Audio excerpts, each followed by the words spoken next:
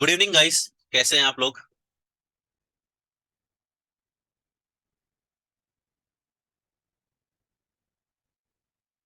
इन्हें एग्जांपल दिखाता हूँ कि जब जब मार्केट अप साइड में गया जाता है ना, तो देखिए अब देखा जाए तो ये मेरा सप्लाई जोन है, राइट। तो देखिए प्राइस जब सप्लाई जोन में एंटर हुई, दोबारा डाउन आई, डिमांड जोन को टच करती है, फिर अप जाती है, फिर डाउन आती है, फिर अप जाती है, फिर डाउन जाती है, फिर अप जाती है। ठीक है। अब देखो, भले ही प्राइस एक बार 500 पहुंची बैंक ऑफ बड़ौदा में, बट वापस से 180 वापस आई। 180 आने के बाद में वापस से बैंक ऑफ बड़ौदा ने 1000 तक भी जाके आई है। 1000 जाने के बाद में बैंक ऑफ बड़ौदा वापस से 90 के लेवल पे भी आया है, यहाँ तक कि 21 के लेवल पे भी आया है। तब अब हमें पता है कि जब कोई स्टॉक, हमारे पास में डेटा है, 1100 तक का हाई लगा के आया है। ये कैसे पता लगा? हमारी एनालिसिस से। तो अब इस स्टॉक की प्रोबेबिलिटी कितनी है अब जाने की? तो हम मैं ये कह सकता हूँ कि as per technical chart analysis आज के 5 साल बाद, 4 साल बाद, 10 साल बाद कभी भी ये स्टॉक 1100 जा सकता है। क्यों? क्योंकि ऐसे पहले हुआ है।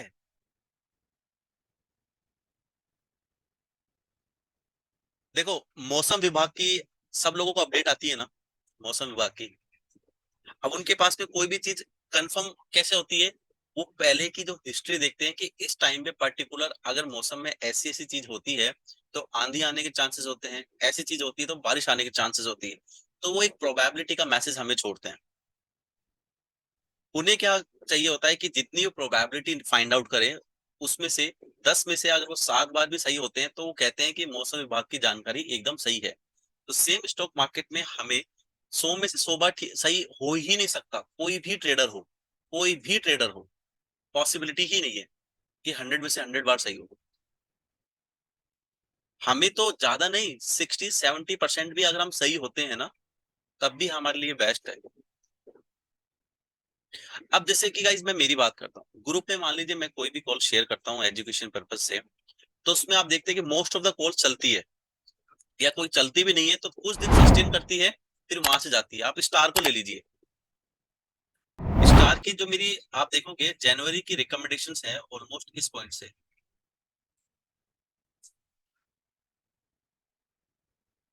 यहाँ के आसपास से है। ठीक है। अब इसने जनवरी से लेकर अभी चल रहा है जून, 5 से 6 महीने लगा दिए 409 जाने पे। ठीक है, मेरी जो प्रोबेबिलिटी स्टॉक पे जाने की अब थी, बट अब जाने में उसने समय कितना लगा लिया? कोई स्टॉक लगाता है 5 महीने, कोई 4 महीने। अब जैसे पेटीएम जैसा स्टॉक था, लास्ट टाइम मैंने अपडेट डाली तो अब मैंने स्टॉक यहाँ दिया था उस टाइम 580 के आसपास। ये अब इसकी डेट देखिए आप, मार्च की, वो भी 23 मार्च। तो मैं कहता हूँ कि ये तो सिर्फ 1.5 महीने में रिजल्ट दे दिया इतना। तो ये क्या है? प्रोबेबिलिटी, संभावना मैं कह सकता हूँ इस चीज को। तो स्टॉक मार्केट पूरा ही संभावना है, क्योंकि हमने क्या है, ऐसे चार्ट की प्रैक्टिस देखी है, तभी तो हम कंफर्म होते हैं कि यहाँ से स्टॉक चलेगा। कोई भी आप एक्स वाई जेड स्टॉक उठा के देख लीजिए, डिफरेंट टाइम फ्रेम एनालिसिस, जिसमें हम multiple time frame analysis use करेंगे, कि उस टाइम हमारा एक गोल सेट होगा। जैसे कि मुझे स्विंग ट्रेडर बनना है, मुझे शॉर्ट टर्म बनना है, मुझे लॉन्ग टर्म बनना है, राइट, मुझे इंट्राडे बनना है। तो पहले हम देखेंगे कि हमने जो क्लासेस में प्रैक्टिस की है, उस प्रैक्टिस में हम कितनी बार सही हैं। अब मान लीजिए कोई स्टूडेंट है जिसकी मार्किंग ही अभी तक सही नहीं है, अब मैं बोलूँ वो इंट्राडे कर ले, तो उसके स्टॉप लॉस होने के चांसेस है ना। तो तभी तो मैं कहता हूं कि अभी जो स्टूडेंट अच्छा करेगा, उसकी प्रोबेबिलिटी ही बताएगी आने वाली क्लासेस में कि वो किस प्रकार का ट्रेडर बन सकता है। जैसे मान लीजिए किसी क्लास के अंदर कई बच्चे इंटेलिजेंट होते हैं, कई मिड होते हैं, कई एकदम डाउन होते हैं, होते तो क्लास के बच्चे ही है ना। बट उनके रिजल्ट के बेस पे टीचर अज्यूम कर सकता है कि ये बच्चा इस चीज के लिए अच्छा परफॉर्म कर सकता है। अब टीचर पढ़ाने वाला तो एक है, नॉलेज देने वाला भी एक है, बट लेने वाले कितने होते हैं क्लास में? अनेक, बहुत सारे होते हैं। बट जो नॉलेज लेता है ना, उस पर डिपेंड करता है वो कितनी मेहनत करता है। अब एक बच्चा है जो पूरे दिन भर में से मान लीजिए 30 मिनट, 40 मिनट, 1 घंटा पढ़ रहा है, एक बंदा है जो अपनी किताब को 4 से 5 घंटे का टाइम दे रहा है, तो फर्क तो आएगा ना गाइस। क्योंकि सिंपल सी बात है, practice makes a man perfect, ये आपने सुना होगा। स्टॉक मार्केट में जितनी आप प्रैक्टिस करेंगे ना, उतना ही बेस्ट है। क्योंकि जो हम ये कोर्स पढ़ा रहे हैं ना, ऑनेस्टली कोई भी कोर्स उठा लो आप, कोई भी, 20 से 30% ही स्टडी है। बाकी पूरा का पूरा गेम है साइकोलॉजी का, कि आप इस मार्केट की साइकोलॉजी को कैसे समझते हैं। अब जैसे मैं एक एग्जांपल लेता हूँ, मान लीजिए आपने 12th पास करी, ठीक है, अब आपको इंजीनियर बनना है, ठीक है, आपके पास में साइंस मैथ थी, तो सबसे पहले ऐसे थोड़ी हो सकता है कि आपने 12th पास करते ही आपको इंजीनियर की पोस्ट मिल जाएगी या आपको काम आ जाएगा। या फिर मान लीजिए आप किसी जॉब में लगे नई नई कंपनी में, पॉसिबिलिटी है कि आप 1 से 2 महीने में उस प्रोडक्ट के या फिर उस प्रोजेक्ट के मास्टर बन जाओगे। बताएं, मुझे आंसर कीजिए। किसी भी कंपनी में आप न्यू एम्प्लॉय बनते हैं, क्या आप 1 मंथ में या 2 मंथ्स में उसका पूरा काम सीख लेते हैं क्या? पॉसिबल नहीं है ना। कोई भी डॉक्टर, कोई भी इंजीनियर, कोई भी प्रोफेशन लीजिए आप, हर प्रोफेशन को करने से पहले मांगता है उसका एक्सपीरियंस। इंजीनियर बनने से पहले करता है बीटेक 4 इयर्स की। बीटेक करने के बाद में वो इंटर्नशिप करता है, 1 साल किसी कंपनी में काम करता है, 1-2 साल काम करने के बाद में वो थोड़ा सा जाके सीनियर की पोजीशन में आना स्टार्ट होता है। फिर 4 साल बाद वो सीनियर बनता है, 6-7 साल बाद वो लीड बनता है, फिर अकाउंट मैनेजर बनता है, असिस्टेंट अकाउंट मैनेजर, फिर अकाउंट मैनेजर, फिर धीरे धीरे उसकी पोस्ट बनती है 10 से 12 साल बाद। जब कोई बंदा किसी बिजनेस में 6 से 7 साल दे देता है एक ही प्रोजेक्ट को, हम कहते हैं कि यार इस बंदे को इस प्रोजेक्ट में सबसे अच्छी नॉलेज है। आप किसी भी कॉर्पोरेट सेक्टर में देख लीजिए, किसी फील्ड के अंदर आपको एक्सपीरियंस बंदा अच्छी तरीके से चीजें समझा पाता है। उसके पीछे का लॉजिक क्या है? क्योंकि उसने उस पर्टिकुलर फील्ड में, उस पर्टिकुलर प्रोजेक्ट में टाइम दिया है। राइट? तो सेम स्टॉक मार्केट का आप जो कोर्स है, आप इसको करोगे, यहाँ से सीखा आपने 1 से 1.5 महीने में, सीखने के बाद आप प्रैक्टिस करोगे तो एटलीस्ट 1-2 महीना तो लगेगा ना। क्योंकि मैं आपको बोलूंगा पहले आपको 100 ट्रेड लेनी है बिना पैसे से, पेपर ट्रेडिंग करो फिक्स रिस्क मैनेजमेंट के साथ में। अब 100 में से मान लीजिए गाइस किसी स्टूडेंट की हो रही है 40, तो क्या वो ट्रेड करने लायक है? मैं कहता हूँ नहीं। 10 में से 6 कॉल फ्लॉप हो रही है और 4 हिट हो रही है, यानी कि उसको और काम करने की जरूरत है। फिर बंदा थोड़ा सा प्रैक्टिस करेगा, जो 60 ट्रेड में उसने स्टॉप लॉस खाए हैं, तो वहां से सीखेगा उसे ना कि मैंने क्या गलती करी है। जो सिखाने वाला आपको मेरे से ज्यादा है मार्केट। मैं आपको सिर्फ एक डायरेक्शन दे रहा हूं कि ये डायरेक्शन है इन चीजों को आइडेंटिफाई करने की। अब इस मार्केट में आप कैसे प्ले करते हो वो तो आप पे डिपेंड करेगा। मान लीजिए आपके पास ही वरना है, मेरे पास ही वरना है, ठीक है, आपको भी मान लीजिए जयपुर से दिल्ली जाना है और मेरे को भी जयपुर से दिल्ली जाना है। मैं ले रहा हूँ 6 घंटे, आप ले रहे हो 4 घंटे, किस चीज का फर्क है? जबकि आपको भी ड्राइविंग आती है, मेरे को भी ड्राइविंग आती है। बताएं। बट स्पीड का, बिल्कुल परफेक्ट स्पीड का। हो सकता है आप 100-120 पे चला रहे हो, मैं चला रहा हूँ 80 पे। लेकिन ये बताओ, अगर मैं 80-90 पे चला रहा हूँ तो सबसे सेफ जोन कौन सा है? 80-90 वाला। ब्रेकिंग कंट्रोल आराम से होंगे। ठीक है। अब मैं वही गाइस बात करूं कि कोई एक्सपीरियंस्ड ड्राइवर है जो अच्छी तरीके से गाड़ी चला सकता है, हो सकता है वो टाइम टाइम पे 120 भी चलाए, 150 भी चलाए और टाइम टाइम पे 90 भी चलाए।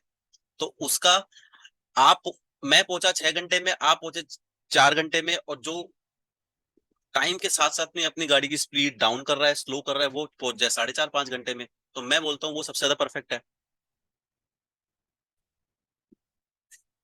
सिंपल सी बात है, स्टॉक मार्केट को सीखना है बड़े आराम से, टाइम देना है। जिंदगी सबके पास में बहुत बड़ी है।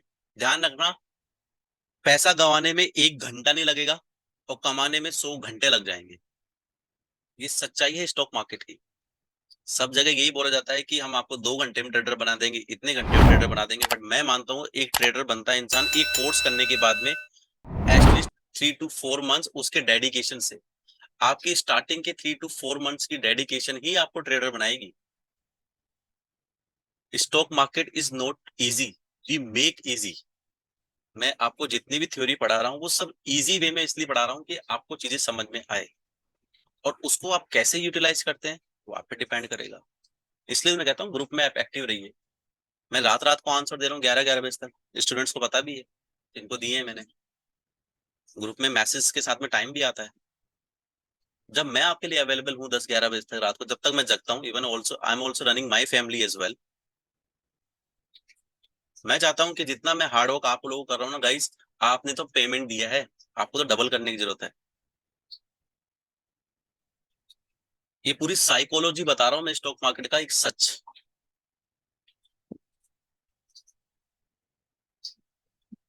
तो मैं ये चाह रहा हूँ आज से कि 2 क्लासेस इसलिए ज्यादा इंपॉर्टेंट है क्योंकि इन 2 क्लासेस पे हम जितनी भी थ्योरी पढ़ने वाले हैं ना आगे, उन आज की क्लासेस में ऐड करना है बस, ऐड। इसलिए मैं चाहता हूँ कि आपके जो जोन हो वो एकदम परफेक्ट मार्किंग वाले हो। ठीक है। अब देखो, टेक्निकल चार्ट से हमें पता लगा कि हिस्ट्री हमेशा रिपीट होती है। ठीक है।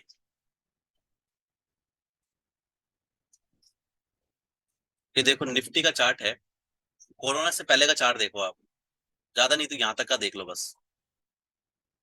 प्राइस यहाँ आएगी डिमांड जोन में। अब आप बोलोगे ये डिमांड जोन भी तो है सर, ये क्यों ब्रीच हुआ? मैंने क्या बोला था, ये प्रोबेबिलिटी गेम है, डिमांड जोन टूटते भी तो हैं। चलो एक में फेल हो गया, बट दूसरे में तो पास हो गया, तो वो भी तो सीखना है अभी। प्राइस आएगी फिर जाएगी डाउन, फिर आएगी डाउन, फिर आ जाएगी अप। ये देखो, पूरा गेम ही यही है मार्केट के अंदर, कि जब से ही मार्केट ऑल टाइम हाई लगाएगा ना, तो आप न्यूज चैनल, पेपर, मैं सबको भी थोड़ा सा गलत साबित करने की कोशिश करूंगा। मैंने कहता कि वो पूरी तरीके से गलत है, हाँ ये है कि हम किसी पे डिपेंडेंट होके काम ना करें।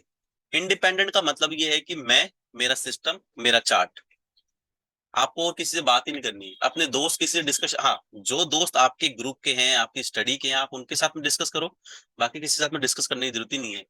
ये कैंडल आपको चीख चीख के बताएगी कि मैं क्या कहना चाहती हूँ। अब जैसे आपने बोला कि Nifty will go all time high, सभी ये सोचते हैं, बट मैं क्या करता हूँ गाइस, जैसे लास्ट टाइम का हाई पॉइंट कौन सा था, ये वाला पॉइंट, 18,614। मैं इस पॉइंट पे ही एग्जिट होके मार्केट को एक मूवी की तरह देखना स्टार्ट कर दूंगा। क्यों?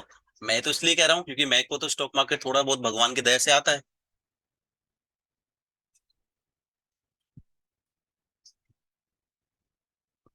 राइट।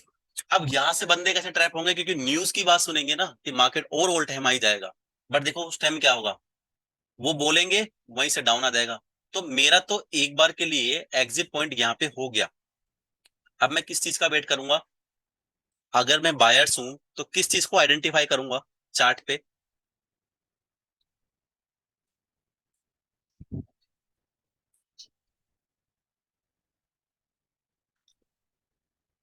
यस, डिमांड जोन का डाउन आए, रिवर्सल हो चाहे कंटिन्यूस हो।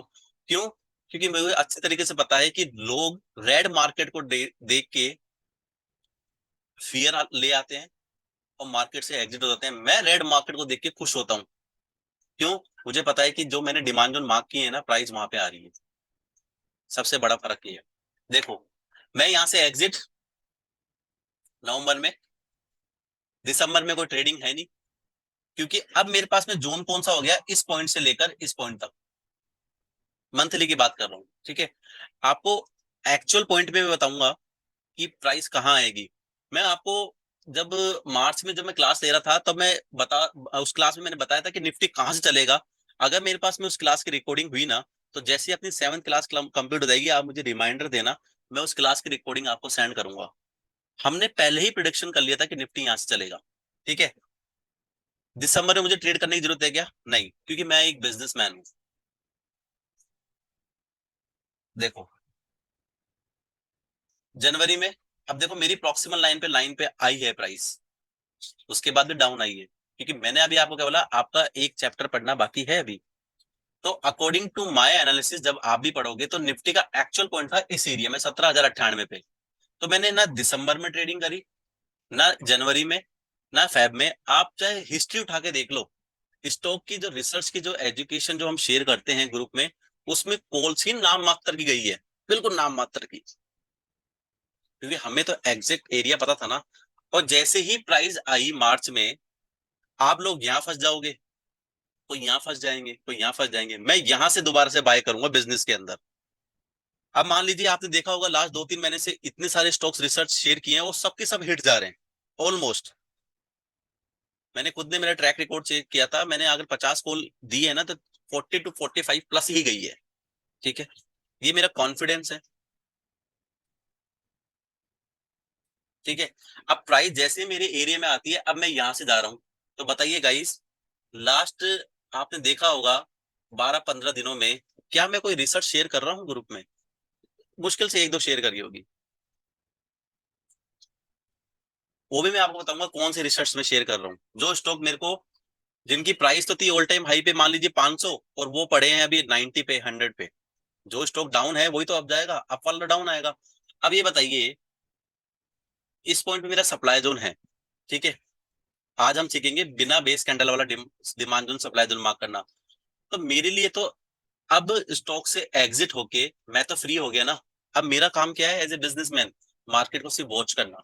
और हाँ, एक दो स्टॉक कोई अच्छे मिलते हैं, उसमें ट्रेड कर सकते हैं इंट्राडे या फिर मान लीजिए स्विंग ट्रेडिंग। मैं साइकोलॉजी सेट करने की कोशिश कर रहा हूँ आपकी।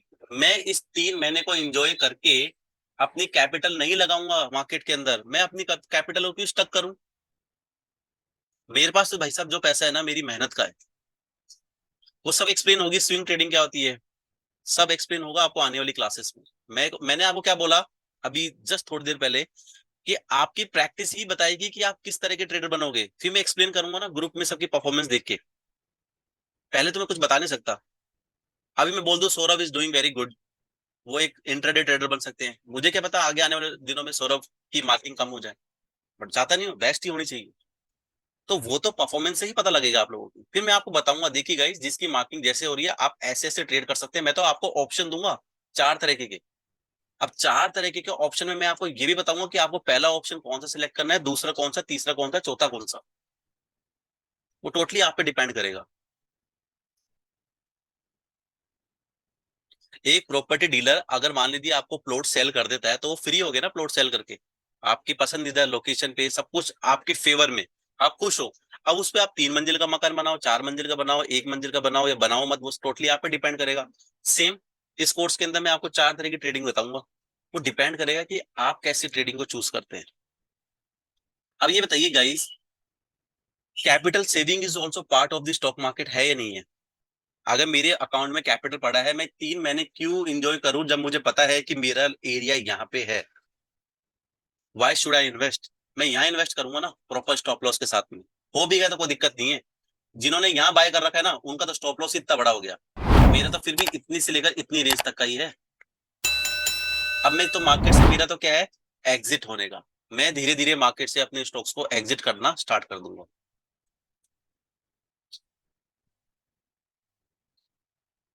अब क्या करूंगा, वेट एंड वॉच। अगर मान लीजिए यहाँ से मार्केट ऑल टाइम हाई भी चला जाता है, कोई दिक्कत नहीं है ना। ना पैसा लगाया ना पैसा बना, बट सबसे अच्छी बात है पैसा बचा है। क्योंकि मुझे पता है हिस्ट्री रिपीट होगी, यहाँ से ऑल टाइम हाई जाने के बाद में एक बार निफ्टी वापस इस एरिया में दिखेगा आपको आने वाले समय में। हो सकता है 2-3 महीने बाद दिख जाए। मैं आपको यही बताऊंगा कि चलो ठीक है, 4 महीने का टाइम कोई वेट नहीं कर सकता, मैं इसको ब्रेक डाउन कर लूंगा। तो डेली पे भी जोन है।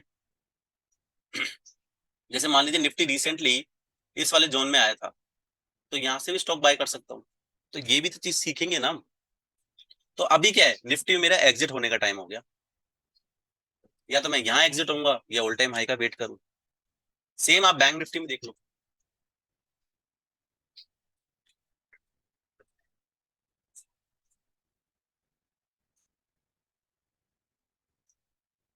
देखो बैंक निफ्टी में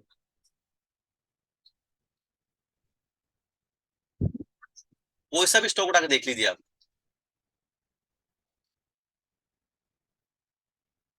मैं तो अभी सिर्फ मार्केट पे डिस्कस कर रहा हूँ। ये देखिए, बैंक निफ्टी जब इस मंथली के डिमांड जोन में आया था इस पॉइंट पे, तो अब देखा जाए तो मेरा एग्जिट सप्लाई जोन का एरिया यहाँ तक था। मैं बैंक निफ्टी के स्टॉक से एग्जिट हो गया।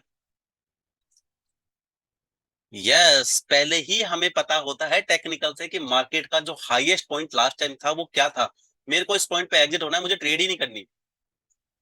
अगर मान लीजिए यहाँ से मैं, हम जब क्लोजिंग कॉन्सेप्ट पढ़ेंगे तो मैं आपको बताऊंगा कि आने वाले समय पे ये जोन ट्रेडेबल होगा ही नहीं होगा, वो मैं आपको सिखाऊंगा। तो मुझे यहाँ पे एग्जिट होके क्या करना है कि मार्केट को बड़े आराम से प्रेडिक्ट करना है। कॉल्स कम हो जाएगी, मेरा रिस्क मैनेजमेंट का मुझे चेंज करना पड़ेगा। क्योंकि देखो गाइस, मार्केट में आपको कंजर्वेटिव और अग्रेसिव दो तरह की सोच रखनी पड़ती है। जब मार्केट मेरे फेवर में हो जाए तो अग्रेसिव, जब मार्केट मेरे फेवर से दूर हो जाएगा तो कंजर्वेटिव। जहां ये इस पॉइंट पे मैं 1,000 रुपए का लॉस लूंगा, 2,000 का प्रॉफिट बनाऊंगा, इस पॉइंट पे बनाऊंगा मैं 250 रुपए का लॉस लूंगा और 500 का प्रॉफिट बनाऊंगा। क्योंकि ट्रेडर हूं ना, आदत तो लगती है थोड़ी बहुत ट्रेड करने की। और सबसे ज्यादा लॉस है ना इंसान के इसी पॉइंट पे होते हैं। इस पॉइंट पे पैसा नहीं होगा, इस पॉइंट पे कहीं ना कहीं से करके लेके आएंगे।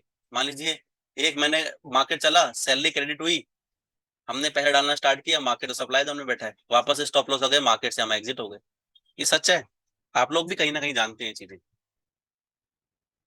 इस कोर्स का मकसद ये नहीं है कि मैं इस कोर्स के सारे पॉजिटिव चीज आपको बताता चलूं।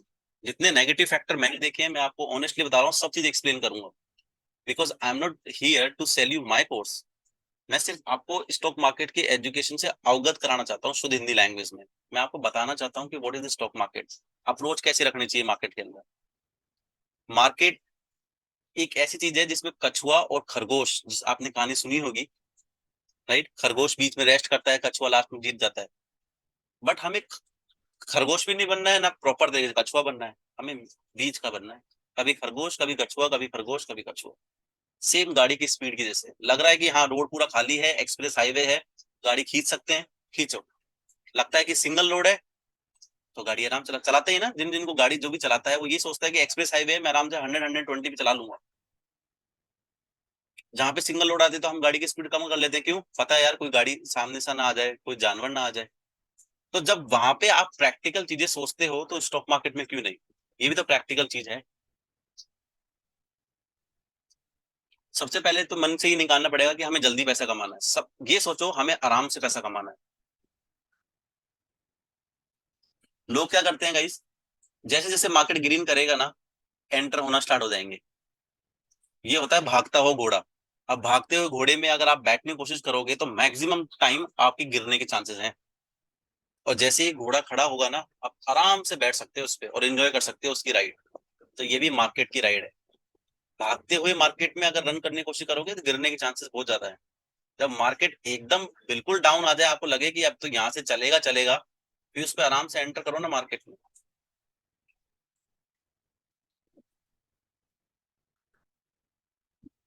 ग्रुप में मैंने इंडिगो, एशियन पेंट, इन सब की कॉल दी थी।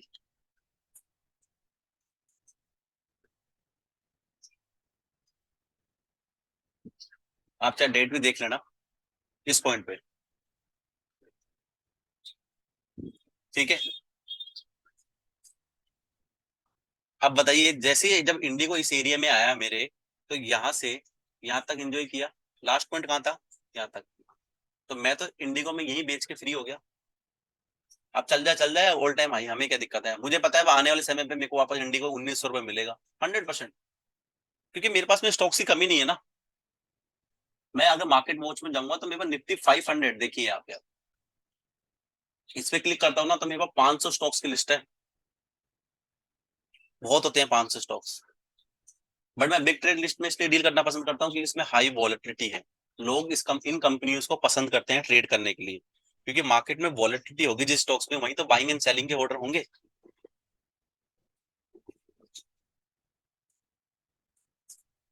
सेम गाइस, आपको भी एक ऐसे बिजनेसमैन इसमें अप्रोच रखनी है कि यार मैं अगर इस मार्केट को देखूं, जब मार्केट ऑल टाइम हाई पे चल रहा है तो मैं एक्सपेंसिव चीजें क्यों खरीदूं, जब मुझे पता है कि मार्केट में डिस्काउंट आने वाला है। क्योंकि मार्केट का रिकॉर्ड रहा है, जब जब अप गए ना, उसके बाद तो डाउन आया ही आया है। आप चाहे हिस्ट्री उठा के देख लेना मार्केट की, कोरोना से पहले की ले लीजिए, कभी की भी ले लीजिए, जब जब अप गए ना, डाउन तो आया ही आया है। ऐसे नहीं है कि सीधा अप चला गया। यहाँ से मान लीजिए अप भी गया था तो डाउन भी आया, फिर अप गया है, फिर डाउन भी आया।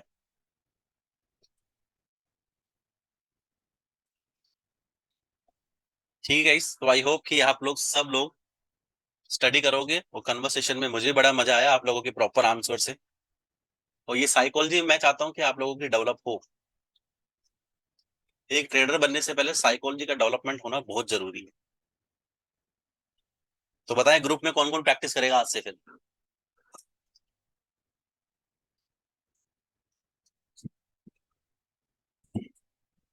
ग्रेट।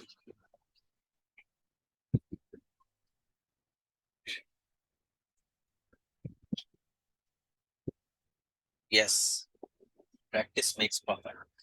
चलो, अब हमने डिमांड जोन सप्लाई जोन के बारे में सीखा था जिसमें बेस कैंडल हो। आज हम उस टॉपिक को भी क्लियर करेंगे कि जरूरी थोड़ी है कि बेस कैंडल ही बने। ठीक है, तो वो आज का सेकंड पार्ट रहेगा। तो मैं आप आज मैं चाह रहा हूँ कि जो आज दो टॉपिक क्लियर करने वाला हूँ, तो एक तो थोड़ा सा वही साइकोलॉजी पे ही है, वो मैं आपको एक्सप्लेन करना चाहूंगा एक बहुत ही अच्छे एग्जाम्पल के साथ में। मैं दो डिमांड जोन बना रहा हूँ। अब आपको बताना है गाइस कि कौन सा डिमांड जोन बेस्ट है। ठीक है।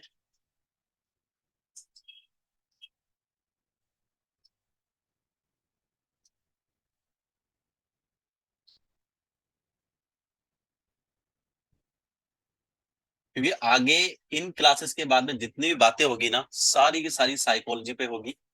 और स्टॉक मार्केट में मुझे आप लोगों की साइकोलॉजी को ही परफेक्ट करना है। मेरे पास में एक डिमांड जोन ये है। ठीक है। टाइम फ्रेम की बात करूं, मान लीजिए ये डेली का है।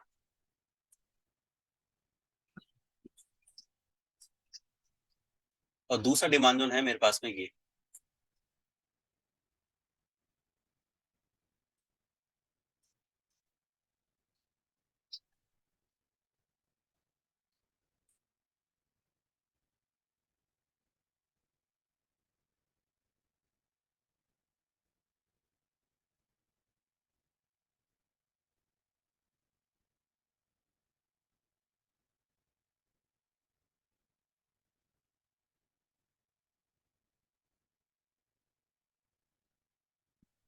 अब गाइस बताइए, ये भी सेम डेली का ही है। ठीक है। अब मुझे बताओ, इन दोनों डिमांड जोन में से आप क्या सोचते हो कि कौन सा डिमांड जोन पावरफुल होगा? Second one is better, consolidation ज्यादा हुआ है। Second second second. सौरभ ने बताया फर्स्ट वाला। ठीक है। तो सबसे पहले सौरभ आप बताए फर्स्ट वाला क्यों?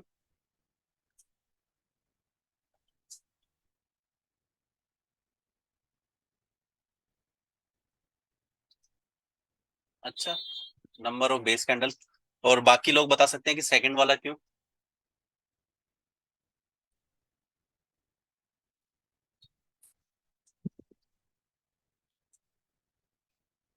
कंसोलिडेशन ज्यादा हुआ है, मोर बेस कैंडल्स। देखो, देखो डिमांड एंड सप्लाई हम सीख रहे हैं, अब बात करते हैं इसकी साइकोलॉजी की पहले, क्योंकि इसको इंपॉर्टेंट है बहुत समझना। बेस कैंडल ज्यादा है। ठीक है। बहुत ही अच्छा एग्जांपल भी देने वाला हूँ। देखो पैटर्न फर्स्ट की मैं बात करूं, we have one red leg in candle और एक बेस कैंडल है और एक ग्रीन एक्साइटिंग कैंडल है। ठीक है। और अगर सेकंड पैटर्न की बात करूं तो एक लेगिन है सेम, बट बेस कैंडल मेरे पास में चार है और ग्रीन कलर की एक्साइटिंग कैंडल है वन। दोनों के दोनों स्ट्रक्चर क्या है, डिमांड जोन। अगर डिफरेंस की बात करूं, फर्स्ट और सेकंड में से डिफरेंस है सिर्फ बेस कैंडल का, एक में एक है एक में चार है। अब ये बताओ गाइस, सब चीजें आप ही आंसर देने वाले हो मेरे को, देखना। जो बेस कैंडल्स है वो क्या डिनोट्स करती है?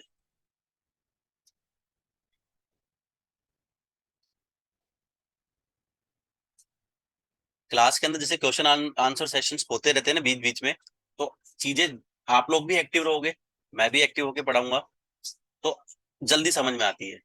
नम okay. Fight of bulls and bears, यानी कि बायर एंड सेलर्स की फाइट। बिल्कुल। तो मैं मानता हूं कि जो बेस कैनल डिनोट्स करती है the result of buyers and sellers fight as well as how long did the fast. मैं ये मानता हूँ। ठीक है। मतलब कि अगर पहले डिमांड जोन की मैं बात करूं, सेलर्स नीचे आ रहे थे, यानी कि डेली की कैंडल बनी है। अगले दिन बायर सेलर्स की फाइट होती है। ठीक है। फाइट होने के बाद में जब ये ग्रीन कैंडल बनी, तो मुझे पता लगा कि बायर्स ने सेलर्स को एक दिन में हरा दिया। ध्यान रखना, एक दिन में हरा दिया। सेकंड वाले केस में वही सेम, सेलर्स डाउन लेके आ रहे थे प्राइस में, फाइट हुई बायर सेलर्स की, पहले दिन फाइट हुई, बेस कैंडल बनी, कोई रिजल्ट नहीं आया। दूसरे दिन भी फाइट चली, तीसरे दिन भी फाइट चली, और चौथे दिन भी फाइट चली, और फिर जाके ग्रीन कैंडल बनी। यानी कि दोनों ही डिमांड जोन है, बट फाइट का चक्कर है। इसमें फाइट चली 4 दिन तक और इसमें फाइट चली एक दिन तक।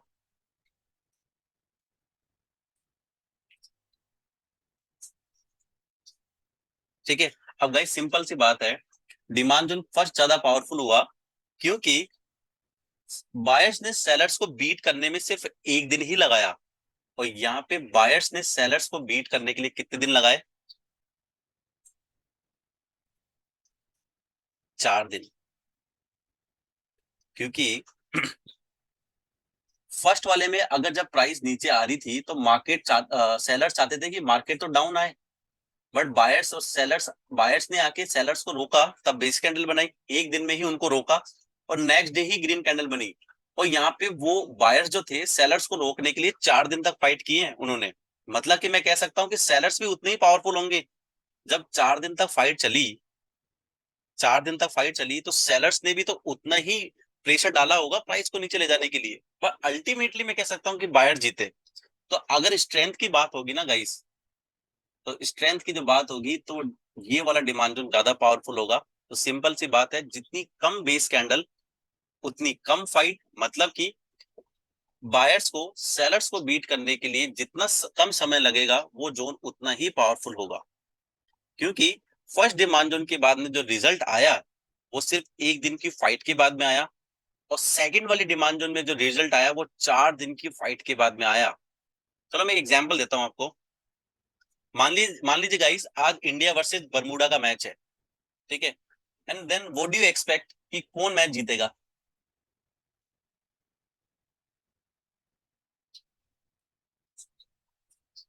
इंडिया। व्हाई? क्या मैं बोल सकता हूँ कि we know the strength of the India, yes, strong team, they have very good batsman and bowler, they will easily clean sweep to Bermuda team. अब ये बातें हम क्यों कह पा रहे हैं कि इंडिया मैच के जीतने के चांसेस ज्यादा है? क्योंकि हमने इंडिया और बरमूडा का मैच पहले भी देखे हैं, मल्टीपल टाइम, मल्टीपल टाइम। हमने जब मैच देखे थे इंडिया और बरमूडा के, तो मैक्सिमम टाइम कौन जीता? इंडिया जीता। तो ये आपने क्यों प्रिडिक्शन किया? ये प्रोबेबल आपने कंफर्मेशन तो दी नहीं, क्या बताई? प्रोबेबिलिटी कि भैया इंडिया जीतेगा। चलो मैच को स्टार्ट करता हूं मैं। बरमूडा ने टॉस जीता और सिलेक्टेड टू बैट फर्स्ट, ठीक है। अब बरमूडा ने 100 रन बनाए 20 ओवर में। अब इंडिया की बारी आती है। अब इंडिया ने 10 ओवर में ही मैच जीत लिया, तो मैं क्या बोलूंगा? India won the match in very less time because they have very good strength. ये मान लीजिए ओपनर रोहित शर्मा और शुभमन गिल ने ही मैच को जिता दिया, विराट कोहली को तो आने ही नहीं दिया। तो जहां बरमूडा ने 20 ओवर में 100 रन बनाए, वहीं इंडिया की टीम ने 10 ओवर में ही 100 रन, 101 रन बना के मैच को जीत लिया। तो सेम गाइस, डिमांड फर्स्ट में बायर्स ने सेलर्स को एक दिन में बीट किया, और सेकंड वाले में कितने दिन लगाए? 4 दिन बीट करने में, ठीक है। अब मान लीजिए, अब कोई नया मैच होता है जिसमें आप सोचते हो कि इंडिया बरमूडा का मैच है, तो आप इजीली बता सकते हो कि लास्ट टाइम इंडिया ने 10 ओवर में ही मैच जीत लिया था, ठीक है। इस बार बरमूडा ने 20 ओवर में मान लीजिए बनाए 70 रन, तो आप क्या जम्पशन लगाओगे? इस बार हो सकता है कि इंडिया तो 8-9 ओवर में मैच को खत्म कर दे, ये सोचोगे ना? मतलब जल्द से जल्द मैच खत्म करने की सोचेगा। अब वहीं गाइस, अगर मैं सेकंड बात करता हूँ कि मान लीजिए आज इंडिया और ऑस्ट्रेलिया का मैच है, टेस्ट सीरीज चल रही है वैसे भी, देखो आप, काफी टफ है। अब बताओ गाइस, कौन मैच जीतेगा? आज इंडिया वर्सेस ऑस्ट्रेलिया का मैच है, what do you think who will win the match?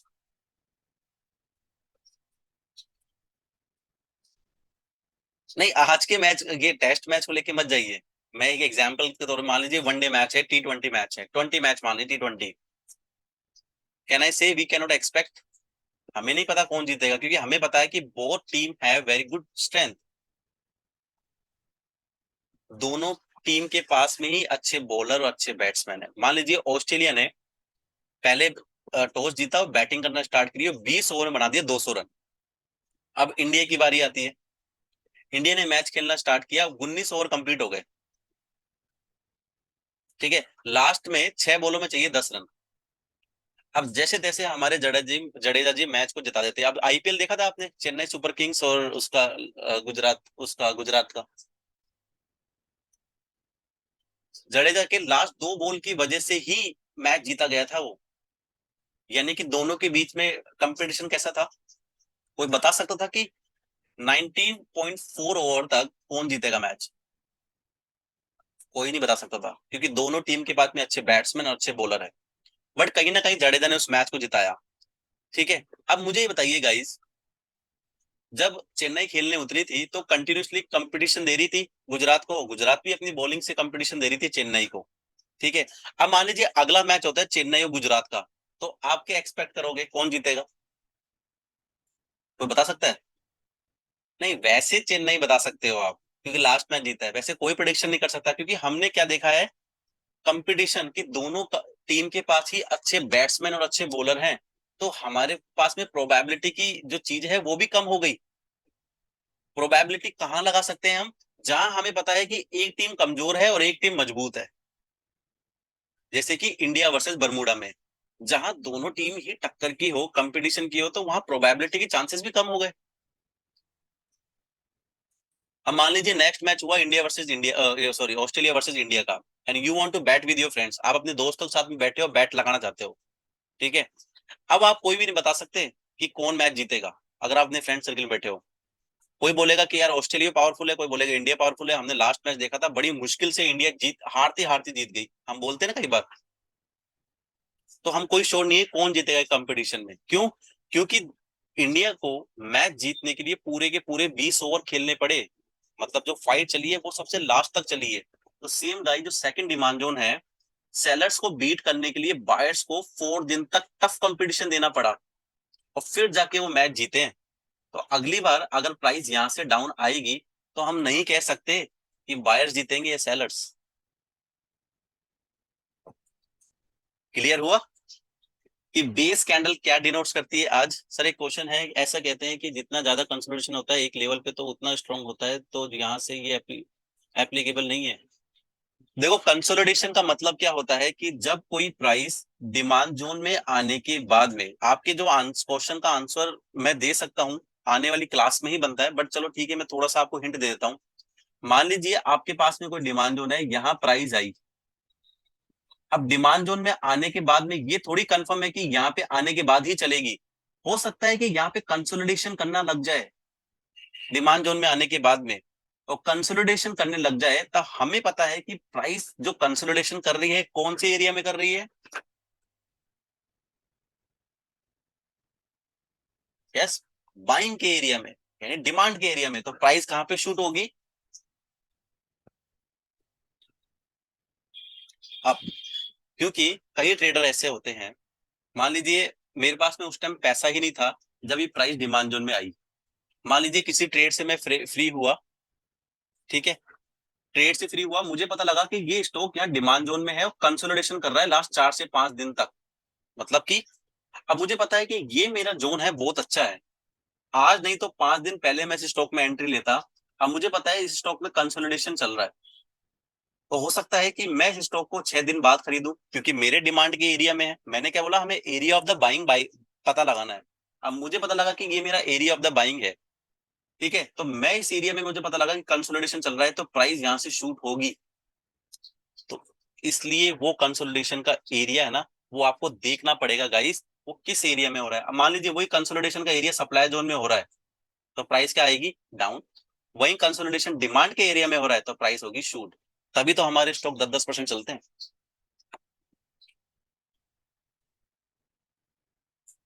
मैंने बताया कि आपका जो क्वेश्चन वैलिड है, नो डाउट ये, बट क्वेश्चन का जो आंसर है एक्चुअल में मुझे देना चाहिए था 7वीं 8वीं क्लास के बाद में, जब हम मल्टीपल टाइम फ्रेम एनालिसिस पढ़ेंगे, क्योंकि मैं आपको उस टाइम प्रूफ के साथ दिखा था। आई होप कि आज आपको समझ में आ गया होगा। हाँ करेंगे बिल्कुल, आपके सारे क्वेश्चन के आंसर देंगे स्पोर्ट्स में, कुछ भी नहीं छोड़ेंगे।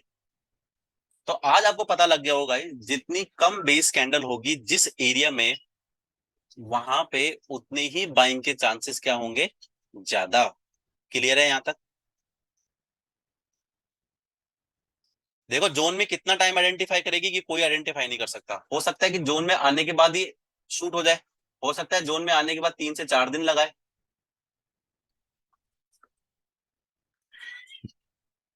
ये मान लीजिए प्राइस इस जोन में थी मेरे निफ्टी के, मंथली का जोन ही मार्क कर रहा हूँ, ठीक है, ये जो जोन है इसी एरिया को मैं मार्क कर रहा हूँ गाइस। देखो, अब जोन में आने के बाद में निफ्टी ने 1 2 3 4 5 6 7 8 9 10 11 12 दिन लगाए, ठीक है। और वैभव आपके क्वेश्चन का आंसर ही मिल जाएगा यहाँ पे। अब ये 12 दिन तक प्राइस क्या कर रही है? कंसोलिडेशन, राइट वैभव? प्राइस में शूट कहां पे हुआ है? Up side, after 12 days. बिल्कुल। कभी कभी आप देखोगे कि प्राइस जोन में आने के बाद ही ऐसे शूट हो जाती है।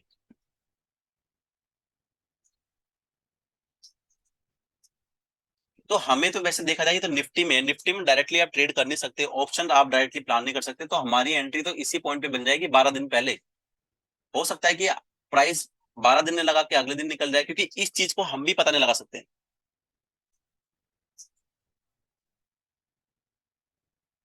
हाँ, जोन में एंट्री लेके बैठ, अब मान लीजिए फॉर एग्जाम, अब ये मत सोचना है निफ्टी है, आप ये सोचो ये एक स्टॉक है। ठीक है, आप और मैं हूं, मान लीजिए आपके पास पैसा था, आपने जैसे ही एंट्री करी, आपने इस स्टॉक में एंट्री ले ली। मान लीजिए एक ट्रेडर मैं हूं, ठीक है, मेरे पास में किसी ने किसी ट्रेड में पैसा ब्लॉक है, मैं फ्री किया, मान लीजिए एक ट्रेड मेरी टारगेट हिट कर गई, मेरा पैसा फ्री हो गया। मैं स्टॉक को आइडेंटिफाई करने लगा, मैंने देखा यार ये डिमांड जोन है निफ्टी का या किसी भी स्टॉक का, प्राइस इस जोन में ही है। अब जब मैं पैसा लगाने गया ना, तो मेरे को मिल गई यहाँ पे। तो क्या हुआ गाइस, जैसे मैंने पैसा लगाया तो अगले दिन ही शूट हो गई, तो इसका मतलब थोड़ी है कि अगले दिन शूट हो गई, हो सकता है दो चार कैंडल और बना देती। तो इस डिमांड जोन का इस प्राइस एक्शंस में यही होता है कि आपको स्टॉक मार्केट में ये कोई भी नहीं बता सकता कि हमारे जोन को हिट करने के बाद में प्राइस हैंड टू हैंड चलेगी, पॉसिबल ही नहीं है। जोन में 10 से 12 दिन भी रह सकती है, जोन में 1 घंटा भी रह सकती है, 5 मिनट भी रह सकती है, और कभी भी शूट कर सकती है प्राइस। ये देखो एशियन पेंट का ये एक लेवल था, यहाँ से यहाँ आने के बाद में देखो प्राइस काफी दिन तक यहाँ रही, फिर अब गई डाउन आई, अब गई फिर डाउन आई, फिर ब्रेकआउट आया। बट गाइस एक बात बताओ, कि जब हम बिजनेस करते हैं, कोई भी दुकान आप ओपन करते हो, इसका एग्जांपल दे रहा हूं मैं आपको, आपने कोई शॉप ओपन करी किसी भी चीज की, क्या पहले दिन ही सेल आना स्टार्ट हो जाएगी? पॉसिबल नहीं है ना। तो सेम ये बिजनेस ही तो है। हो सकता है कि पहले दिन आ भी जाए, हो सकता है 10 से 12 दिन लगे, हो सकता है 6 महीने लगे, हो सकता है साल भर लगे। 6 महीने तो नहीं लगेंगे, इतना तो मैं श्योर हूँ। मैं सिर्फ दुकान का एग्जाम्पल दे रहा हूँ। प्राइस 1 to 2 वीक्स वेट करवा देती है बड़े टाइम फ्रेम पे। ये पेशेंस रखना पड़ेगा। अब इसका रिटर्न देखो आप, मैं यहाँ गया, मेजर टूल निकाला, मान लीजिए मेरी एंट्री इसी पॉइंट में, पहली कैंडल से लेता हूँ मैं, और यहाँ पे मैं इसको लॉक कर देता हूँ, ठीक है। अब देखो भाई, ये एंटर हुई थी 27 जनवरी को, और अभी क्या चल रहा है?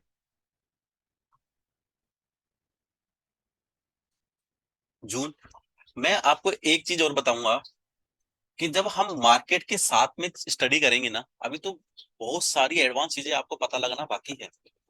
अब जैसे मान लीजिए आपने मार्केट के साथ में स्टडी करना स्टार्ट की, मार्केट मतलब निफ्टी। देखो, जब हम सेक्टर एनालिसिस पढ़ेंगे, मैं आपको एक एग्जांपल देता हूँ छोटा सा। डबल क्लिक करके मेरे पास दूसरा चार्ट खुला। अब मैंने देखा कि मैं मार्केट के साथ में स्टडी करता हूँ, अभी निफ्टी मेरा मार्केट है, तो मार्केट मेरे जोन में कब आया, मैं वो डेट देखता हूँ। तो देखिए ये रेड कैंडल, ये आया 14 मार्च को, ठीक है।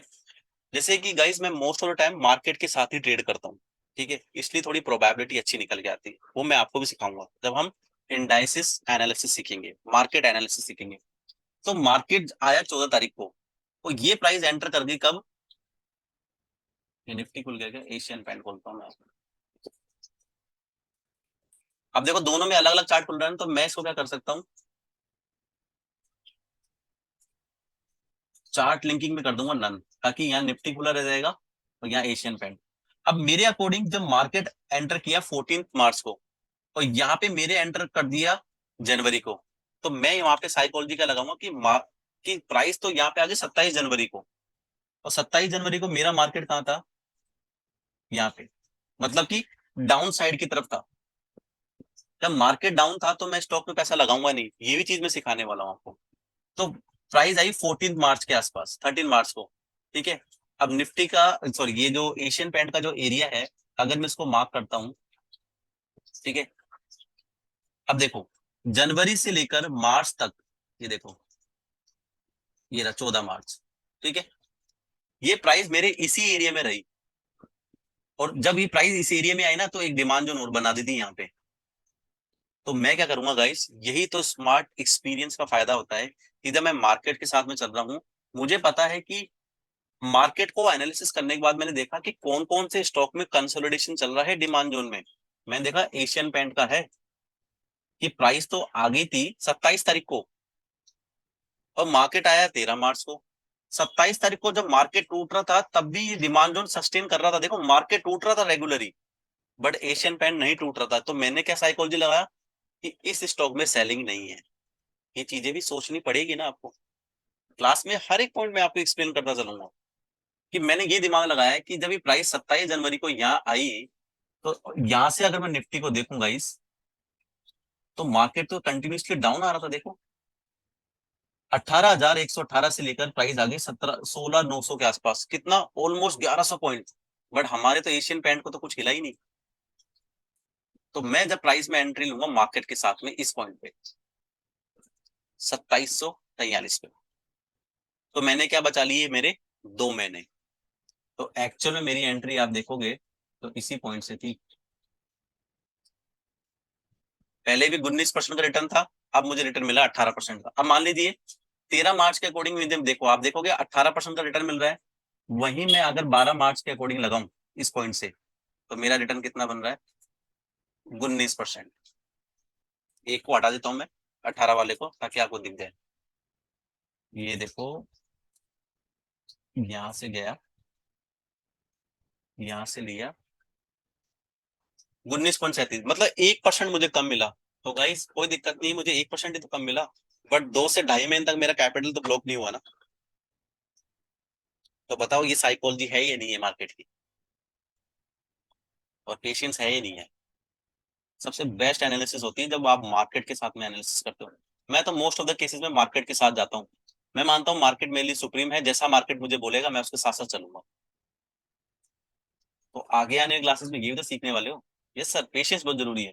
अब मान लीजिए जनवरी में पैसा लगाया आपने, एक आप ट्रेडर हो जिसने जनवरी में पैसा लगाया, ठीक है, आपने निकाले 19%। जनवरी 27, मान लो कौन सी जनवरी है, 27 है ना। तो मान लेते हैं जनवरी पूरा खत्म हो गया, फरवरी मार्च अप्रैल मई, 4 महीने में 19% कमाया। और जब मैंने मार्च में लगाया 14 मार्च को, तो मान लीजिए 14, ये तो मार्च अप्रैल मई जून, 3 महीने, 1 महीने का फर्क आया बस, ज्यादा नहीं आया। अब देखो गाइस, एक्सपीरियंस का ही गेम है, जैसे जैसे आप एक्सपीरियंस करते जाओगे तो आपको भी चीजें समझ में आने लग जाएगी। अब मैं चाहूं कि आपको पहले दिन समझ में आ जाए, वो पॉसिबल है भी नहीं ऑनेस्टली। बट मेरे वर्ड्स को आप कितनी गहराई से सुनते हो, कितनी अच्छी तरीके से यूटिलाइज करते हो, वो आप पे डिपेंड करेगा। और पेशेंस तो चाहिए। मैं आपको हर चीज का एग्जांपल दूंगा। हालांकि ये वाला चैप्टर आने वाली क्लासेस का था, लेकिन ठीक है, अगर आपने बीच में क्वेश्चन पुट अप किया है तो मैं आंसर दूंगा ताकि आपको कंफ्यूजन ना रहे। ठीक है। अब मान लीजिए गाइस, यहाँ पे हमें पता है कि डिमांड जोन फर्स्ट वाला है वो ज्यादा पावरफुल होगा, बिकॉज बायर्स ने सेलर्स को बीट कर दिया बड़े कम टाइम पे। ठीक है, यहाँ पे टाइम लिया। तो हमें क्या देखना है कि मैक्सिमम आप ध्यान रखना कि जो भी बेस कैंडल्स लोगे वो लोगे 4 to 5। यहाँ मैंने 4 ली है, बट उसके कुछ रूल्स एंड रेगुलेशंस होंगे आगे जो आपको फॉलो करने होंगे। अभी हम मार्किंग सीख रहे हैं, इसलिए मार्किंग में आप 4 to 5 कंसिडर कर सकते हो, क्योंकि मैं जो रूल्स एंड रेगुलेशन बताने वाला हूँ उसमें 4 to 5 हम कंसिडर कर सकते हैं। अब मान लीजिए गाइस, पहले वाले डिमांड जोन की मैं बात करूं, क्या हुआ कि नेक्स्ट डे जब बायर जीते उसके बाद की कहानी सुनता हूं मैं। प्राइस में कैंडल्स बनने लगी ऐसे बेस बेस सी कुछ भी, ठीक है। और इस वाले में क्या हुआ, कैंडल बन गई वापस से बड़ी, ठीक है। तो अब मैं ये कहूंगा कि मेरा ये डिमांड जोन भी अच्छा है, क्योंकि देखो बायर्स ने सेलर्स को फाइट तो किया किया। अब मैं कह सकता हूं कि कंपटीशन बड़ा ही टफ था, ठीक है। बट जो मैच जीता गया है ना, वो जीता गया है 7 विकेट से। समझ गए पॉइंट आप। पहले मैं बात कर रहा था कि जो मैच जीता गया है वो जीता गया है 1 विकेट से, जिसमें बॉल कम थी। अब मैं कह सकता हूं कि मैच बड़ा ही कंपटीशन टफ था, बट चेन्नई के सिर्फ 3 विकेट ही गिरे थे। मैं कह सकता हूं कि इंडिया के सिर्फ 3 विकेट ही गिरे थे, 7 विकेट उसके हाथ में थे, ठीक है। तो यहाँ पे अगर मेरे को 4 से 5 बेस कैंडल के बाद में 2 लेग आउट कैंडल मिलती है, तो मेरे लिए ये जोन भी बेस्ट हो जाएगा। आई होप कि ये टॉपिक आपको अच्छी तरीके से क्लियर हो गया होगा। तो इसका मतलब कि मल्टीपल लेग आउट कैंडल अगर हमारे पास में होगी जितनी, वो जोन उतना ही अच्छा होगा, क्योंकि multiple leg out candle show करती है हमें स्ट्रेंथ ऑफ द जोन। किसी भी जोन का स्ट्रेंथ कौन शो करेगी? सबसे पहले करेगी लेग आउट कैंडल्स, फिर करेगी उसकी फाइट। अब मान लीजिए यहाँ पे एक बेस कैंडल है और यहाँ पे है मल्टीपल लेग आउट, तो अब मैं बात करूं ना, तो ये जोन इससे भी बेटर है ना, क्योंकि सिंगल बेस कैंडल और दो लेग आउट कैंडल। तो सिंपल सी बात बता रहा हूँ guys, less base number of the zone, either demand zone या supply zone would be powerful. ठीक है, ये चीज आप ध्यान में रख लेना। मैंने बताया कि हमें कितनी बेस कैंडल कंसिडर करनी चाहिए। आप मैक्सिमम 4 to 5 ले सकते हो। जब भी आप 4 to 5 लो, उसमें से थोड़ा सा, अगर 1 से 3 के बीच में लेते हो या 1 से 2 के बीच में लेते हो तो एक कैंडल भी चलेगी। बट अगर 4 to 5 बेस कैंडल आप ले रहे हो तो मुझे दो लेग आउट चाहिए होंगे जोन मार्किंग में। आई होप कि ये टॉपिक सबको क्लियर है अच्छे से, ताकि मैं अब आगे टॉपिक पे बढ़ूं विदाउट बेस कैंडल वाले में। ठीक है, फटाफट से मैं क्वेश्चन राउंड करता हूँ, मुझे आंसर करना कि गाइस अगर मान लीजिए मेरे पास में 6 बेस कैंडल है, ठीक है, और मेरे पास में लेग आउट है 4, क्या मैं कंसिडर कर सकता हूँ?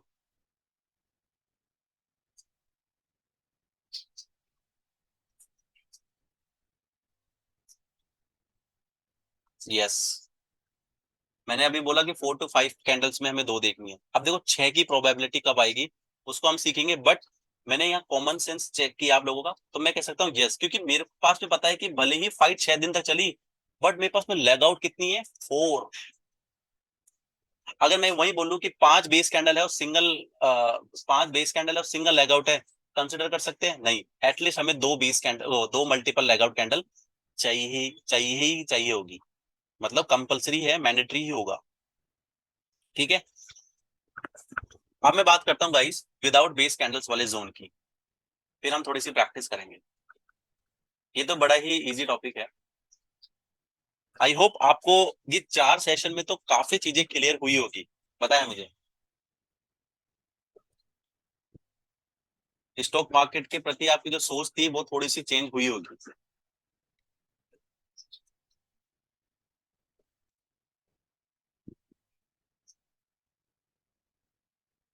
कभी आपने सोचा था कि स्टॉक मार्केट का नजरिया ऐसे भी हो सकता है क्या?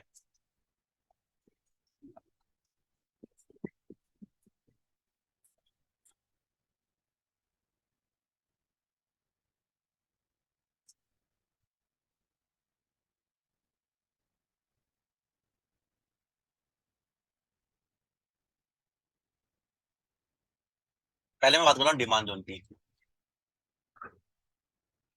अब देखो गाइस, अभी तक हम क्या पढ़ रहे थे कि मान लीजिए रिवर्सल पैटर्न की बात करता हूँ मैं, कंटिन्यूस तो होगा ही नहीं इसके अंदर, रिवर्सल ही होगा। मान लीजिए प्राइस में अगर ड्रॉप आई, तो हम देखते हैं कि अगले दिन बायर एंड सेलर्स की फाइट हुई या नहीं हुई। अभी तक हमने नहीं पढ़ा। अब फाइट 1 दिन चली, 2 दिन चली, 4 दिन चली, 5 दिन चली, वो सब आपने पढ़ लिया।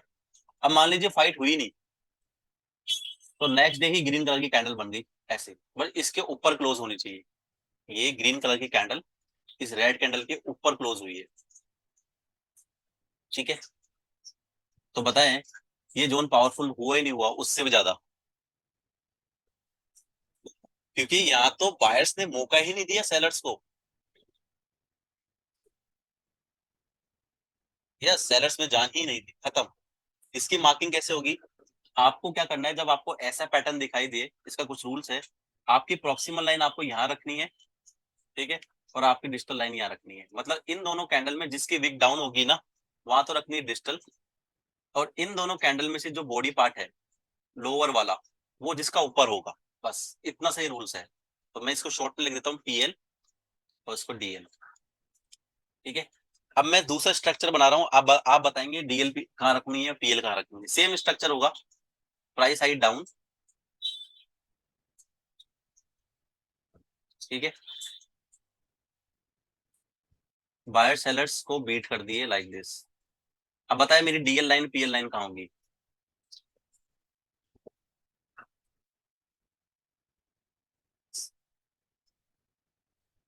सबसे पहले डीएल बताएं। यस, डीएल होगी फर्स्ट में, क्योंकि दोनों में से जिसकी विक डाउन होगी, क्योंकि मानते हैं अगर यहाँ पे अगर बेस कैंडल हो तो इसकी विक डाउन होगी, और डीएल का रखेंगे सेकंड पे, बस इन दोनों में से जो लोअर साइड का होगा, जिसका अप साइड में होगा, उसको मार, सिंपल सा लॉजिक है।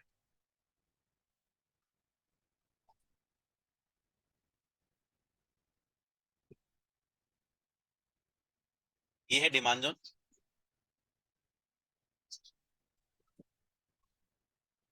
ठीक है, अब सप्लाई जोन की मैं बात करता हूँ। ग्रीन कलर की कैंडल है,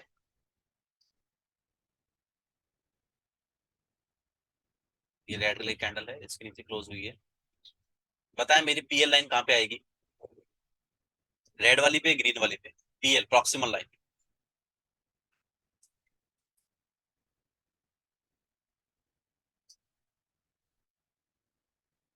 सप्लाई जोन हमेशा डिमांड जोन का उल्टा होगा। तो बताएं मेरी पीएल लाइन कहाँ आएगी?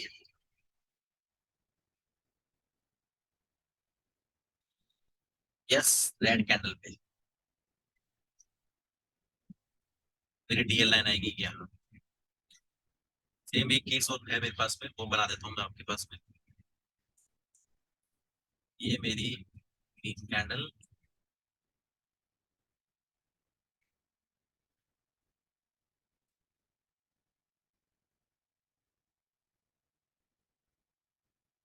ये मेरी red candle.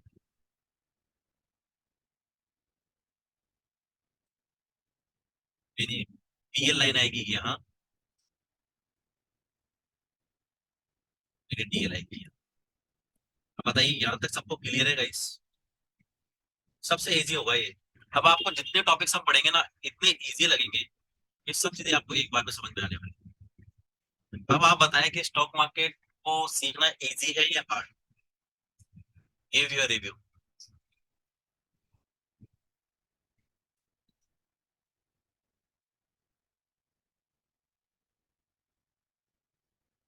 Yes, hard work तो है, बट इजी, सीखना इजी है, बट साइकोलॉजी एंड पेशेंस चाहिए, बिल्कुल। देखो गाइस, सिंपल सी बात है, आप किसी भी प्रोजेक्ट पे, किसी भी फील्ड में चल जाओ, कोई भी चीज इजी नहीं होती है। हम लोग इजी बनाते हैं हमारे स्मार्ट वर्क से। सबसे पहले देखो, आपको किसी चीज को सीखने के लिए हार्ड वर्क करना पड़ेगा, और hard work become a smart work. पहले से आप स्मार्ट वर्क करोगे तो हो सकता है थोड़ी सी बाद में आपको चीजें मिस होती रहे, बट पहले से अगर किसी चीज ने आपने हार्ड वर्क किया, हार्ड वर्क करने के बाद ही तो आप तोड़ निकालते हो।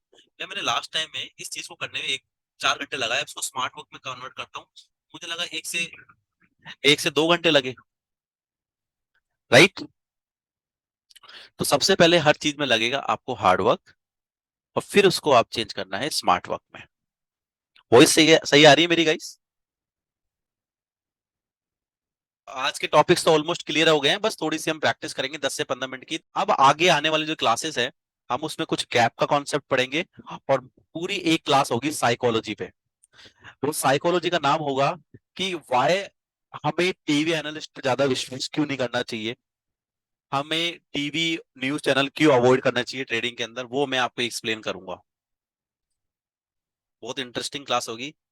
कई चीजें मैं आपको लाइव दिखाऊंगा, फेल होती हुई, प्लस होती हुई, मतलब पॉजिटिव और नेगेटिव पॉइंट दोनों फैक्टर को बताने वाला हूँ।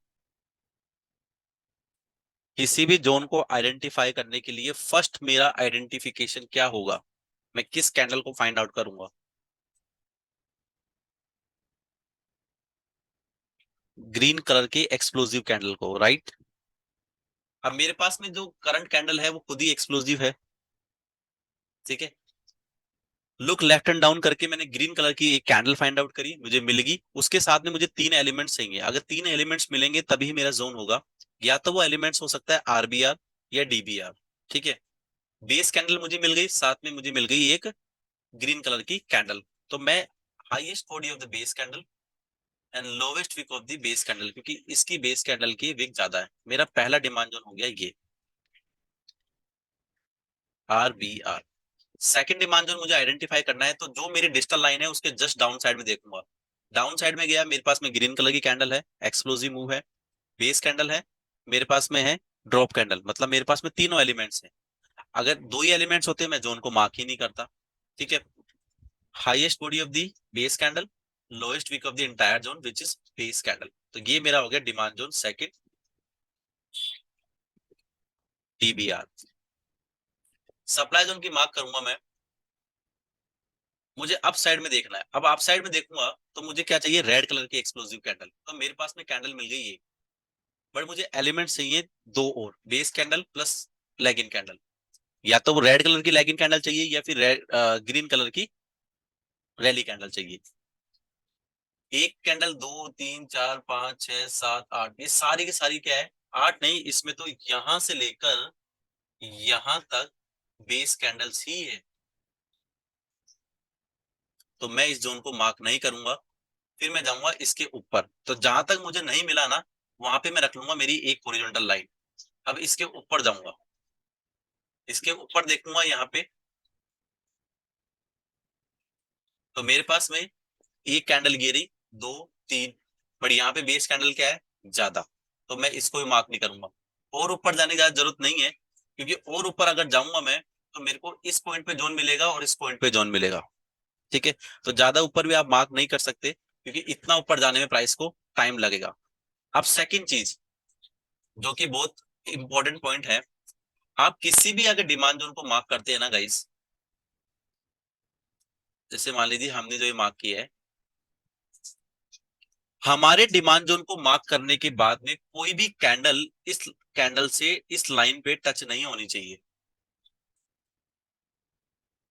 मेरे कहने का मतलब ये है,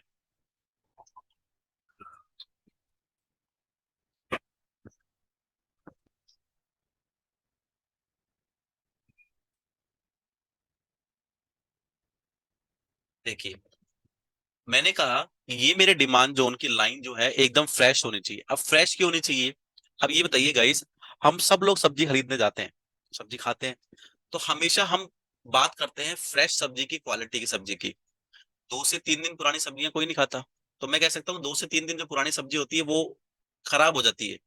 ठीक है, तो हम ऑलवेज फ्रेश सब्जी पे फोकस करते हैं, या फ्रेश क्वालिटी मटेरियल जो भी हम बाय करते हैं हमेशा फ्रेश चीज लेते हैं। तो गाइस हमें जोन भी फ्रेश बाय करना है, फ्रेश इन द सेंस कि हमारी मार्किंग के बाद में कोई भी कैंडल इस प्रोक्सिमल लाइन को टच नहीं होनी चाहिए। अगर इस प्रोक्सिमल लाइन को टच है तो इसका मतलब जोन टेस्टेड है, और टेस्टेड जोन को हम मार्क नहीं करेंगे।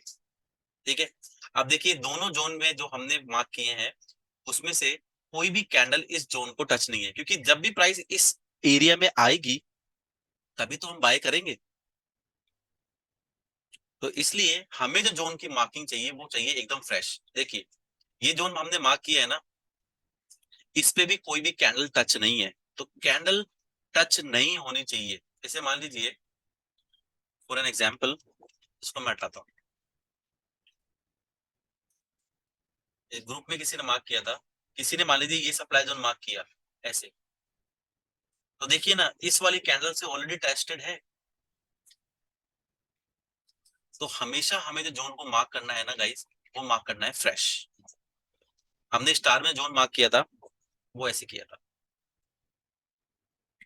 ठीक है, अब देखो मेरी मार्किंग के बाद में कोई भी कैंडल टच है क्या, नहीं है।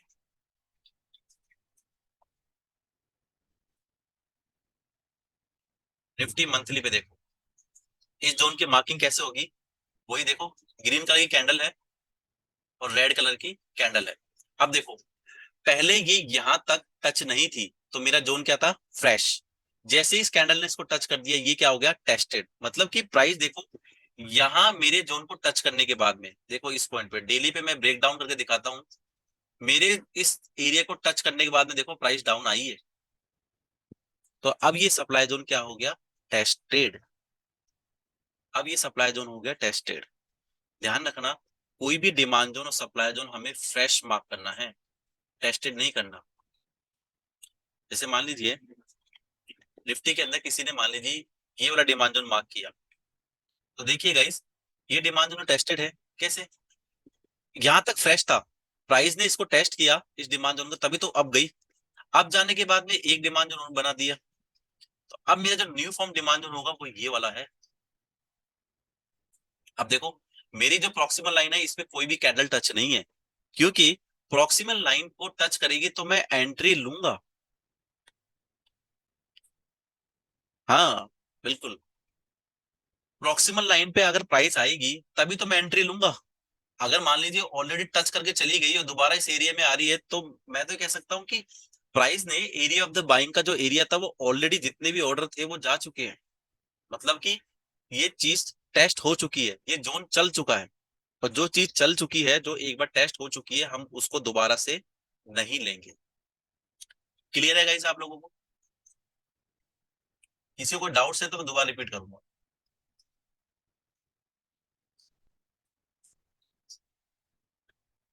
ठीक है, मैं आपको इसमें ही समझाता हूँ।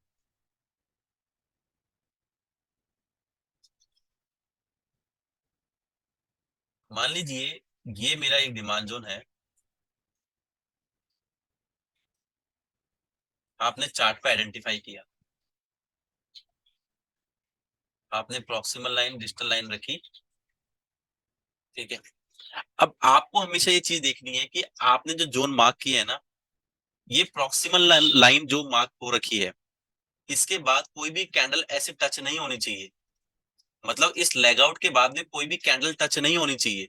पता लगे कि ये प्राइस ने क्या किया, आपने मार्क तो किया, यहाँ पे कोई ना कोई कैंडल टच होके गई है ऊपर। मतलब ये होनी चाहिए एकदम फ्रेश, लाइक दिस। अभी हमने मन्नमपुरम में देखा ना,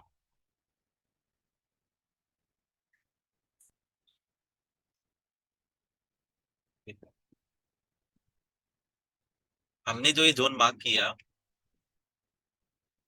अब ये बताइए कि मेरी प्रॉक्सिमल लाइन को किसी कैंडल ने टच कर रखा है क्या?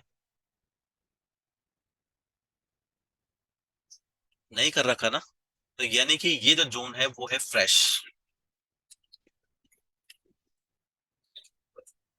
अगर मान लीजिए मेरी प्रॉक्सिमल लाइन को किसी कैंडल ने ऑलरेडी टच करके रखा हो, ठीक है, तो वो जोन होगा टेस्टेड। अब जैसे मान लीजिए आपने लुक लेफ्ट एंड डाउन किया यहां से, आपने देखा कि ये एक डिमांड जोन मिला आपको, यहां से लेकर यहां तक। ये मान लीजिए मैं एक बार इसको लेता हूँ। ठीक है, तो आप देखोगे गाइस, ये जो मेरा एरिया है प्रॉक्सिमल लाइन का, तो देखो इस कैंडल ने टच किया तभी तो प्राइस अप गई। इस कैंडल ने इस एरिया को टच करने के बाद ही तो अप गई है।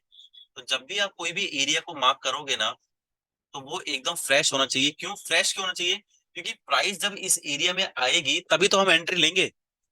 अगर मान लीजिए प्राइस ने किसी एरिया को टच करके चली गई, यानी कि मैं कह सकता हूँ कि वहां पे जो भी ऑर्डर्स थे, ठीक है, जो भी बाइंग का एरिया था वो फुलफिल हो चुका है।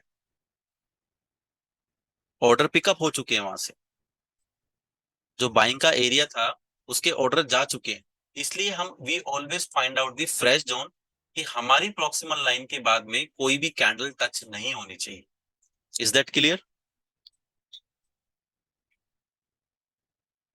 यस, डिमांड जोन हमेशा फ्रेश बनाना है। और हम वेट करेंगे कि प्राइस हमारे डिमांड जोन में एंटर करे। तो देखो निफ्टी है, अब जब प्राइस गाइस ऊपर जाती है तो जाएगी तो कैंडल बना के कोई ना कोई जोन बना के अब जाती है ना प्राइस यहां से। ठीक है, जब प्राइस इस पॉइंट से अब जा रही थी, तो जैसे मान लीजिए मेरा एक जोन था ये, पहला जोन। फिर एक जोन में जो मिला ये, दो। ठीक है, डिस्ट्रीब्यूशन हम बाइंग सीखेंगे तो ये जोन हम ये देखेंगे।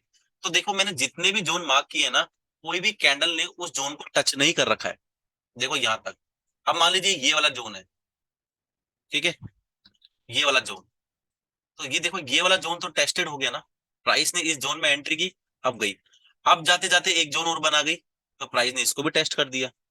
तो मेरे पास में जो अब जोन हुआ वो फ्रेश ये वाला ही हुआ। तो यानी कि प्राइस में यहाँ पे कोई जोन नहीं है, इस लेवल पे कोई जोन नहीं है। ये हमारी डिजिटल लाइन के बाद में नेक्स्ट जोन जो मिलेगा मुझे ये वाला मिलेगा, फिर ये मिलेगा, फिर ये मिलेगा। इन द सेंस कि हमारे एरिया को मार्क करने के बाद में कोई भी कैंडल टच नहीं। अब मान लीजिए निफ्टी यहां से डाउन आएगा, तभी तो हम एंट्री प्लान करेंगे। ये मान लीजिए जो प्रॉक्सिमल लाइन है ना वो हमारी एंट्री लाइन है, जो डिजिटल लाइन है ना वो हमारी स्टॉप लॉस लाइन है। इतना मान के चलो आप। ठीक है, इन डेप्थ में आने वाली क्लासेस में पढ़ाने वाला हूँ। ये प्रॉक्सिमल लाइन ही एंट्री लाइन है। अब मान लीजिए आप किसी भी चीज में एंट्री तभी तो लोगे जब प्राइस उस एरिया में आएगी। तो हमें जो भी एरिया को मार्क करना है ना गाइस, वो मार्क करना है फ्रेश। यानी कि अगर मान लीजिए प्राइस, जैसे ये कैंडल है, अगर ये कैंडल इस वाली लाइन को टच करके और फिर अब जाती, तो ये जोन भी क्या हो गया, टेस्टेड। और टेस्टेड जोन को हमें नहीं लेना है। समझ में आ गया? अभी ये जोन फ्रेश है, तो इस जोन में हम एंट्री करेंगे। और अगर ये जोन इस कैंडल से टच होता, तो हम इस जोन में एंट्री नहीं करते, इस जोन में भी एंट्री नहीं करनी। ये भी टेस्टेड हो गया, यहां तक एंट्री नहीं करनी। ये भी टेस्टेड हो गया, यहां तक एंट्री नहीं करनी। फिर मेरे पास में जोन बचता ये वाला। मैं क्या बोला, हमेशा हम क्वालिटी पे ही डील करने वाले हैं इस कोर्स के अंदर। तो टेस्टेड, सिंपल सी बात है गाइस, कि उतरा हुआ कपड़ा हम नहीं पहन सकते, हमेशा नया कपड़ा ही पहनते हैं। किसी का उतरा हुआ कपड़ा पहन लेते हैं नहीं ना, नया कपड़ा ही पहनते हैं। सेम चला हुआ डिमांड जोन में क्यों एंट्री ले? जब प्राइस किसी डिमांड जोन में आके चल गई, तो हम एंट्री क्यों ले? समझ में आ गया? इसलिए हमें फ्रेश ही बाय करना है। देखिए जैसे मैंने इस एरिया को मार्क किया ना, यहां से लेकर यहां तक, तो इस एरिया में कोई भी कैंडल टच नहीं है।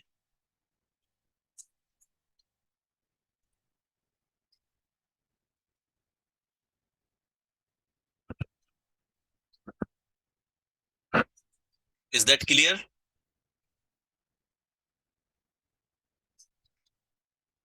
सभी को?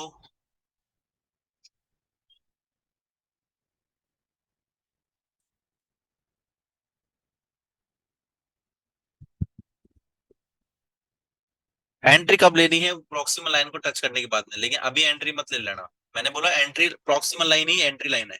यस। अब देखो गाइस, क्या ये मेरा सप्लाई जोन है? यस या नो? सप्लाई जोन है ना मेरा? ठीक है।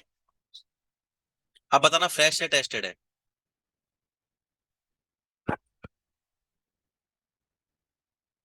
टेस्टेड। टेस्टेड कब हुआ? जब प्राइस एंटर हुई। यानी कि इस पॉइंट पे मेरे को एग्जिट लेना है एक हिसाब से, लास्ट कैंडल से। अगर और अब फ्रेश है, तो ये टेस्टेड। यानी कि ये मैंने सप्लाई जोन इसलिए लिया कि जैसे मेरी प्राइस सप्लाई जोन को टेस्ट करेगी, मैं यहां से एग्जिट ले लूंगा।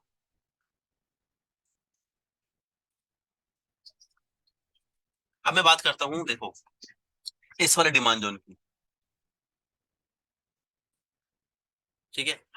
देखो एक चैप्टर पढ़ेंगे हम, कि यहाँ पे जितने भी पैटर्न बनेंगे ना, आप इसको ध्यान से देखना, किसी ना किसी डिमांड जोन की रिएक्शन से नया डिमांड जोन फॉर्म्ड होगा। ये देखना, यही तो इसमें कलाकारी है इस चैप्टर में।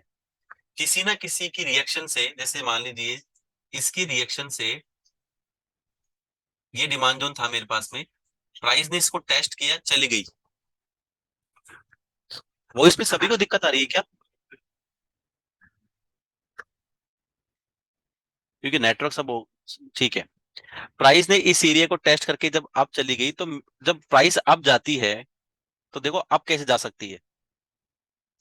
मेरी प्राइस डिमांड जोन में, ये डिमांड जोन है, अब प्राइस जाने के और आने के तरीके कैसे, जैसे मान लीजिए हो सकता है कि ऐसे डाउन आई। अब कितने तरीके हैं जाने के, देखते हैं। पहला तरीका है ऐसे, रेड कैंडल, ये बन गई, पहला तरीका। दूसरा हो सकता है डाउन आई,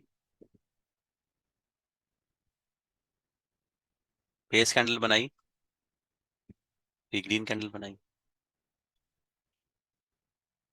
तो तरीके तो कैसे भी हो सकते हैं ना, हो सकता है बेस बेस कैंडल बना के जाए। हम जाने की और आने के तरीके को प्रिडिक्ट करके जाने का तरीका तो पता लगा ही नहीं सकते हम। तो अब जैसे मान लीजिए किसी न किसी जोन की रिएक्शन से कोई ना कोई जोन बन रहा है, इसलिए मैं कह रहा हूं पहले फोकस करो नियरेस्ट करंट मार्केट प्राइस से डाउन साइड आके डिमांड जोन को फाइंड आउट करने की। अब जैसे इस प्राइस से हम डाउन आए, तो आप देखेंगे इस एरिया में 4 बेस कैंडल्स है, ये भी ऑलमोस्ट अच्छी कैंडल नहीं है।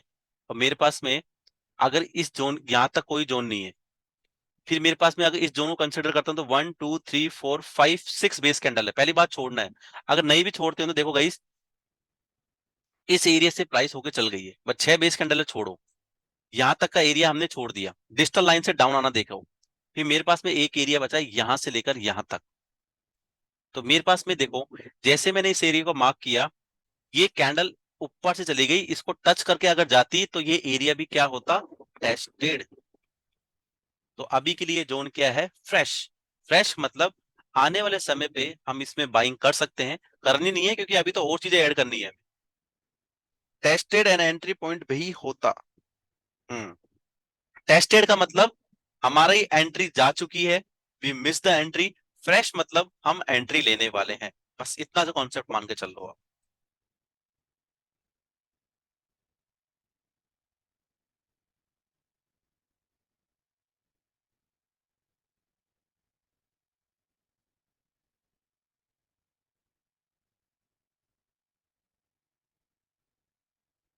अब देखिए, बिना बेस कैंडल वाला है, मैंने मार्किंग ऐसे करी, तो मार्किंग के बाद में कोई कैंडल टच है क्या, कोई टच नहीं है, फ्रेश है। एंट्री पॉइंट बन सकती है, एंट्री लेनी नहीं है क्योंकि मैंने बताया कि हम पॉजिटिव और नेगेटिव दोनों पॉइंट की बात करेंगे।